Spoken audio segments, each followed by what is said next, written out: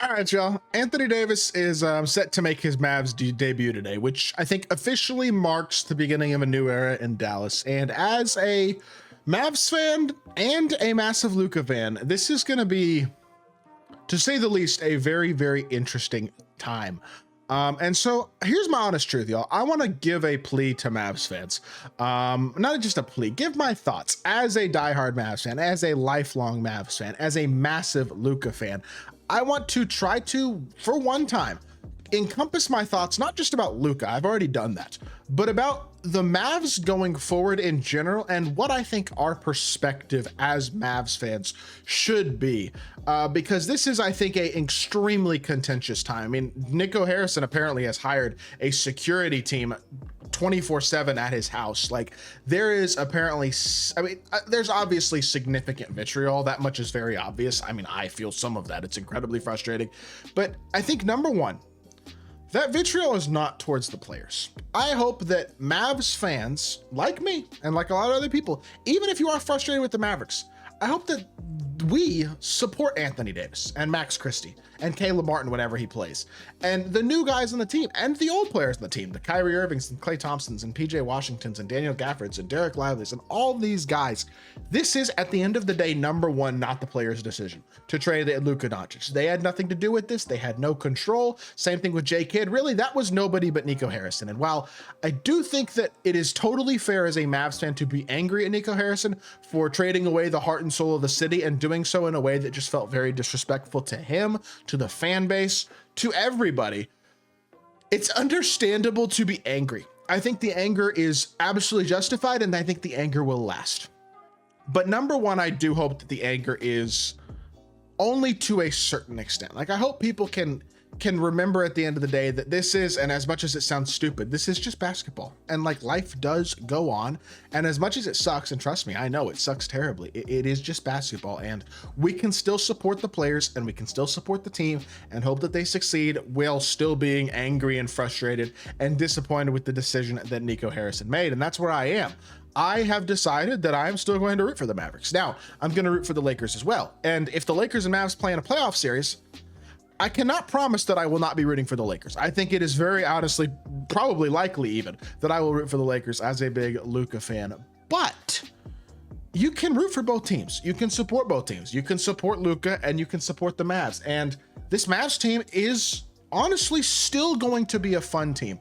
If you take the idea of Luka Doncic out of the equation, this is a very exciting and very fun basketball team. A team with a duo of Kyrie Irving and Anthony Davis. That is your elite level guard, elite level big man duo that a lot of teams have had a ton of success with in the past throughout NBA history, not to mention a ton of versatile, high level guys all around them. Players like Klay Thompson, who's been playing much better as of late, for the most part anyway. PJ Washington, your center duo of Derek Lively and Daniel Gafford once Lively is healthy. The option to play Anthony Davis at the 5.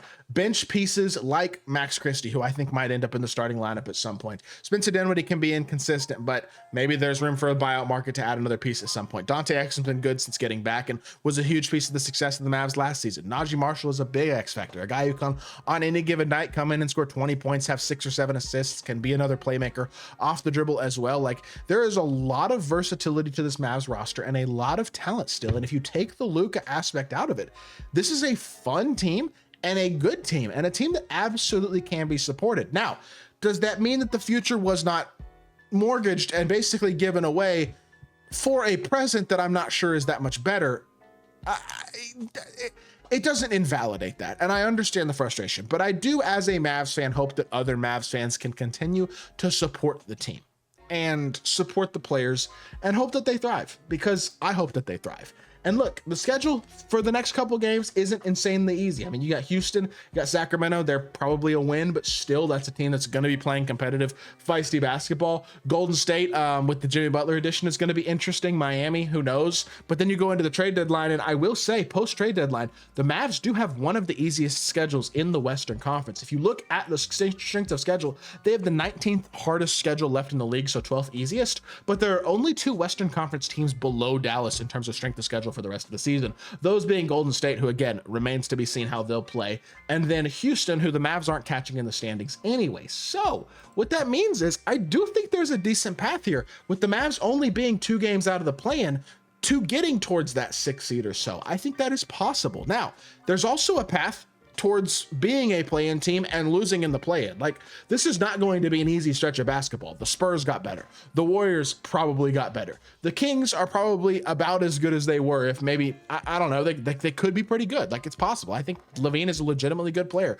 I think they're a better version of what the Bulls have been the last couple of years, because Sabonis is better, and I mean, even the addition of Valanciunas as a backup big was a decent move for the Kings. Like, the Suns' highest payroll in the league, seems like they have a toxic environment to a certain extent on that team. They didn't make big moves, but Nick Richards was a good addition. And I mean, they always have the ability to potentially get hot if guys stay healthy and start playing a little more cohesively. Like, it's not easy. There is absolutely a path to this Mavs team not even making the playoffs and losing in the play-in.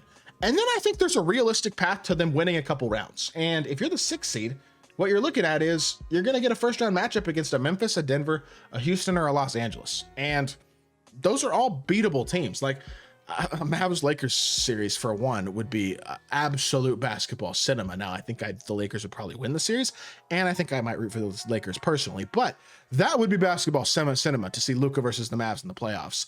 But either way, I think there is a realistic path to this team being a contender this year if guys stay healthy. And that's a big if, of course, with all the injuries that have already happened with this team and the question marks at times about Anthony Davis's health in the past and stuff like that. Like, I think there is a valid complaint or a valid concern there. I will admit that for sure, but they're gonna be pretty good. Like, realistically, for a team that is already 14th in the league in defense this year and just added one of the best defensive players in the sport, this will likely be a top 5 defense in the sport for the rest of the season. I think if you go from right now, Sunday or Saturday, well, I'm recording this on the 7th, but Saturday, February 8th to the rest of the season, if Anthony Davis is healthy, I think there's a very good chance this is a top 5 defense for the rest of the season. And offensively, they're not going to be shabby at all. Like, they're going to be a top 10-ish offense in basketball still. They're top 7 on the season despite all the injuries and Luka missing so many games and all these other guys missing significant chunks of the season.